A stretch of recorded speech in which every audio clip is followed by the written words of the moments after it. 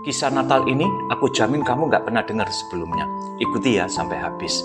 Kisah ini ditulis oleh seorang pujangga Amerika, Edwin Markham, yang hidup di tahun 1852 sampai 1940. Ia menceritakan seorang tukang sepatu yang baik hati, yang mendapatkan mimpi tentang Tuhan Yesus yang akan singgah ke rumahnya pada keesokan harinya. Mimpi itu begitu nyata sehingga pagi-pagi sekali ia sudah mencari kayu di hutan untuk menghias rumahnya.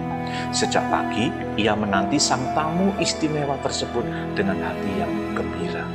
Ditunggu cukup lama, gak ada satu orang pun yang datang, kecuali seorang laki-laki tua yang bermaksud menumpang untuk mencari kehangatan. Selagi laki-laki itu duduk, tukang sepatu itu melihat sepatunya yang robek. Lalu ia beranjak mengambil sepasang sepatu baru dan diberikan kepada laki-laki tua tersebut. Kemudian laki-laki tua itu pamit pergi dengan mengenakan sepasang sepatu baru.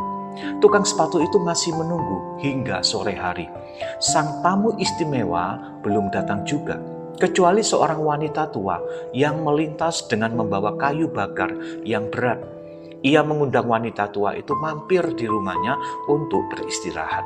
Karena 2 hari wanita itu belum makan, ia menawarkan makanan kepadanya. Malam harinya, tukang sepatu itu mendengar tangisan anak kecil di depan pintu rumahnya. Anak itu tersesat. Ia menghampiri anak itu, menyeka air matanya dan mengantarnya pulang.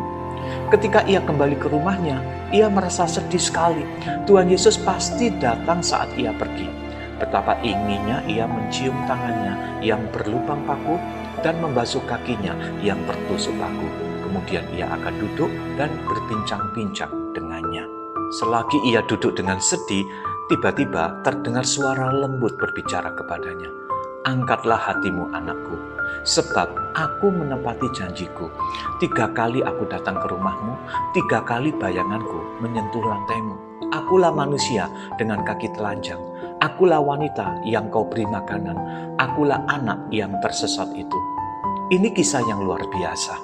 Sadarlah bahwa Natal sesungguhnya bukan tentang kemewahan, bukan pula sekedar tradisi tahunan, tetapi tentang hati yang merindukan Dia, hati yang rela untuk menyambutnya, dan hati yang sama dengan hati Tuhan yang merindukan untuk mencari orang berdosa yang dipenjara, yang menderita, dan yang kehilangan pengharapan. Ketika dunia menampilkan segala kemewahan untuk menyambut Tuhan Yesus di hari Natal, jangan-jangan Dia tidak hadir di gedung yang mewah. Dia tidak ada di perayaan yang megah. Jangan-jangan Yesus pergi ke tempat-tempat gelap dan sunyi, ke lorong-lorong kota yang kumuh, ke bawah jembatan-jembatan untuk menjenguk dan menghibur orang-orang yang terbuang dan yang terabaikan kalau gereja tidak mau melakukannya. Tuhan berkata di Matius 25 ayat 40, Aku berkata kepadamu, sesungguhnya segala sesuatu yang kamu lakukan untuk salah seorang dari saudaraku yang paling hina ini, kamu telah melakukannya untuk aku. Temui Tuhan Yesus pada orang-orang yang menderita dan yang membutuhkan uluran tanganmu. Amin.